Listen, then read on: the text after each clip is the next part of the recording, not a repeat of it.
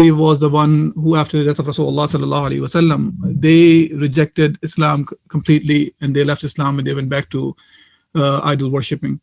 While the other category was the one that included people who not only rejected the Islam, but as a matter of fact, there were people who claimed to be prophets, like Musaylama Kadhab, Sajjah, Tulayha, and others. They were, and this is the second category.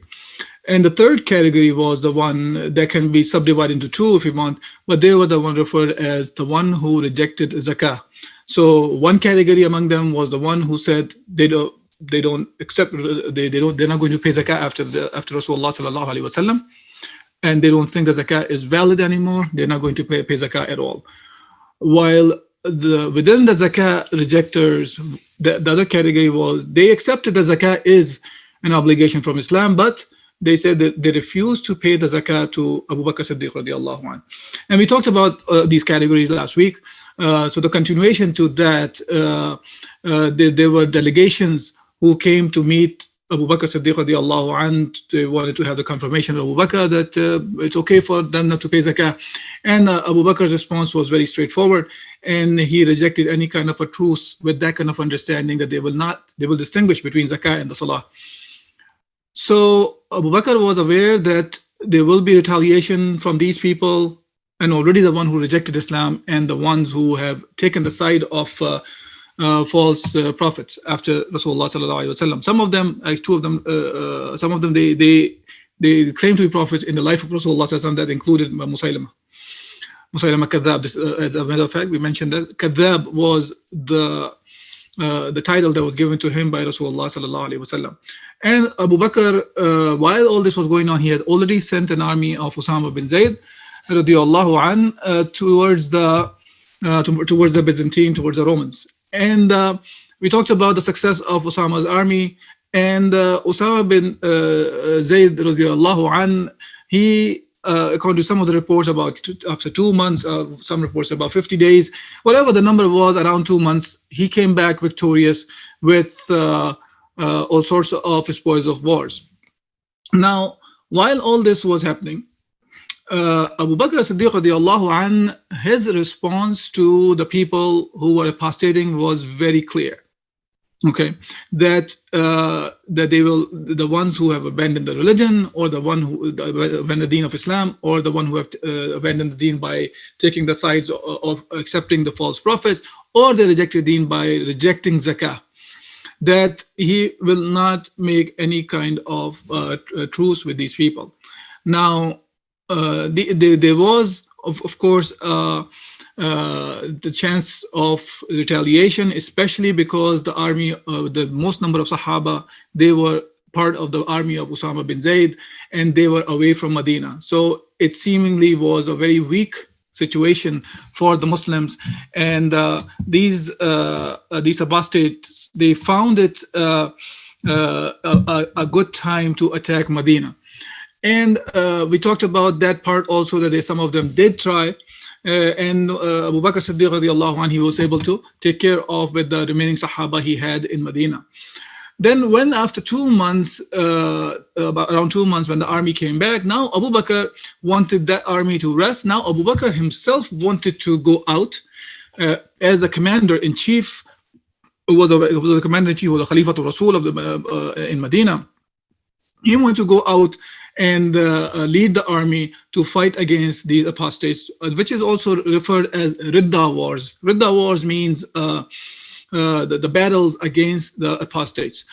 So now when Abu Bakr radiallahu an, he wanted to go out and fight against the apostates, the Sahaba were very concerned, because he was the Amir al-Mu'mineen, and if they would have lost Abu Bakr in that battle, or in the battles against the apostates, that would have been a much bigger shock for the Ummah than what the apostates were already causing to the Muslim Ummah. So Sahaba went to Abu Bakr Siddiq radiallahu an, and Abu Bakr was very adamant to go and lead that battle. And Aisha radiallahu anha, she mentions that my father went out with his sword unsheathed, and he was mounted on his riding animal, and he was heading towards the valley of Dhil Qissa. But Dhil Qissa, by the way, when we talk about the wars of the Ridda wars, was a main center from where Abu Bakr sent all the armies later on. When we talk about that also, so he was heading towards the valley of Dhul Qissa, and Ali bin Abi Talib took hold of the reins of Abu Bakr's riding animal, and said, "Where are you going, O Khalifat Rasul, Rasulullah?"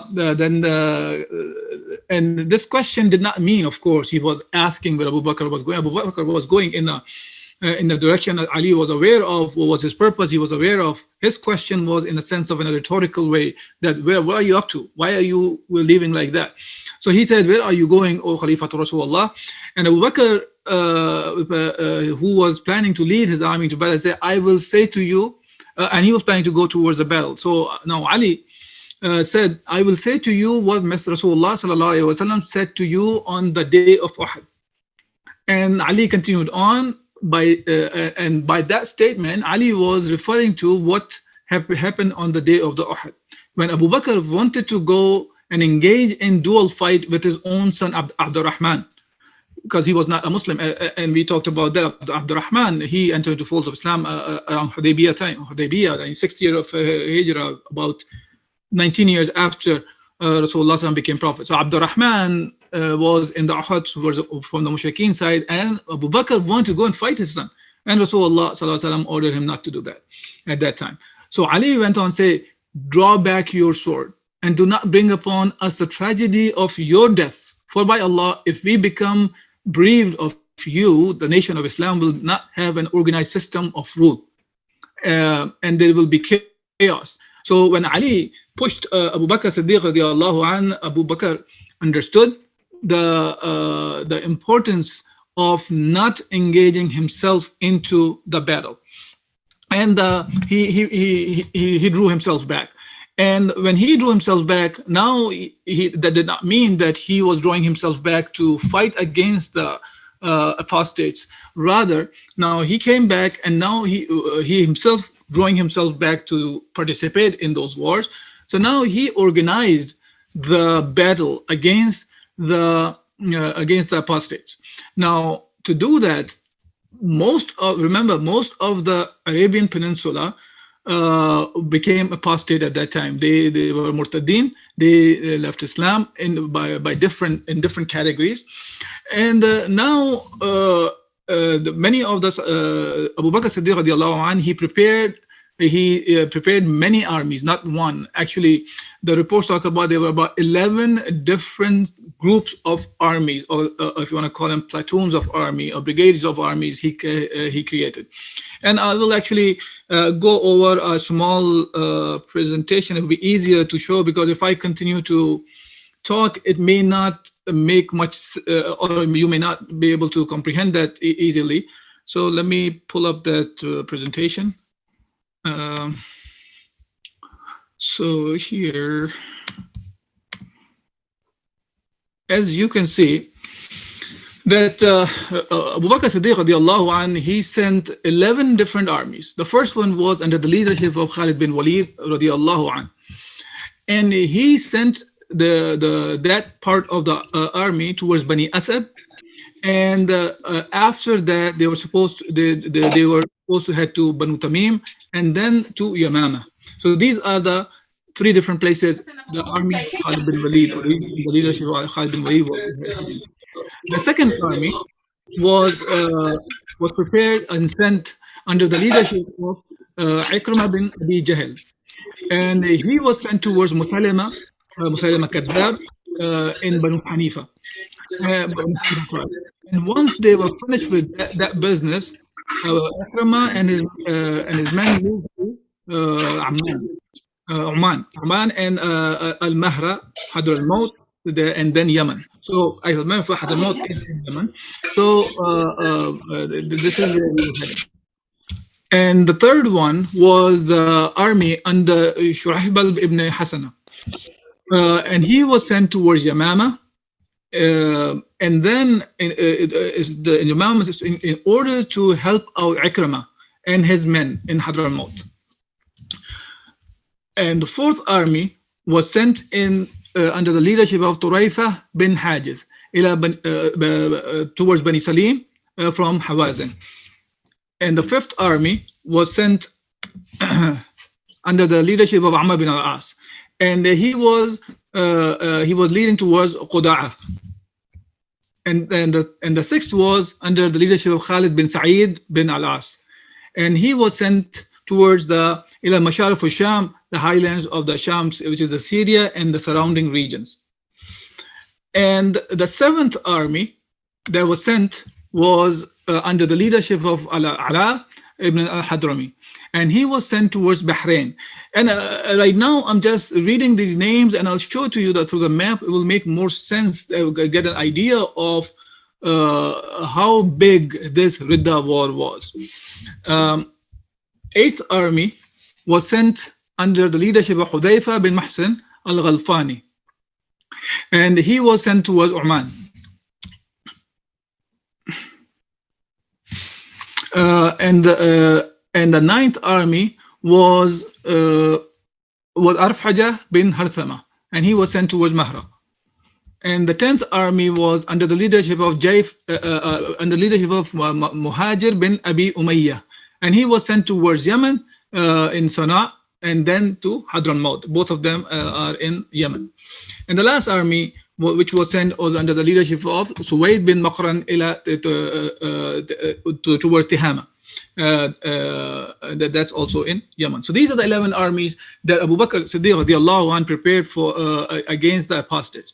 Now, if you look at this map, as you can see, Medina is here, and the Qissa was the launching pad for the Muslim armies to go.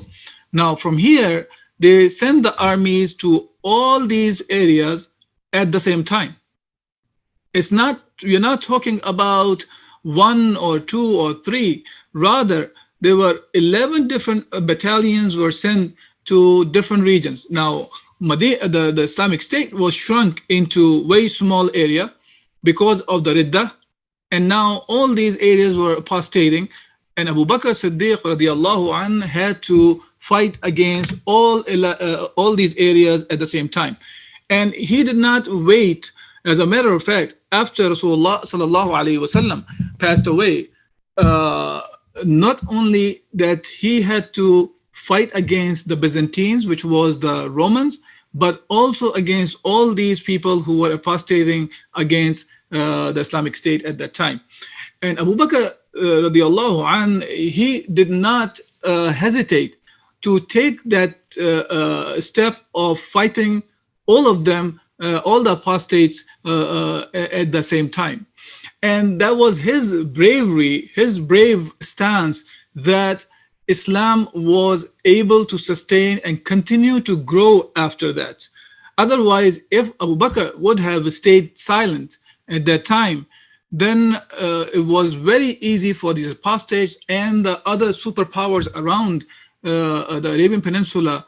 They would have taken over and they would have fought against Muslims, and they would have wiped them out.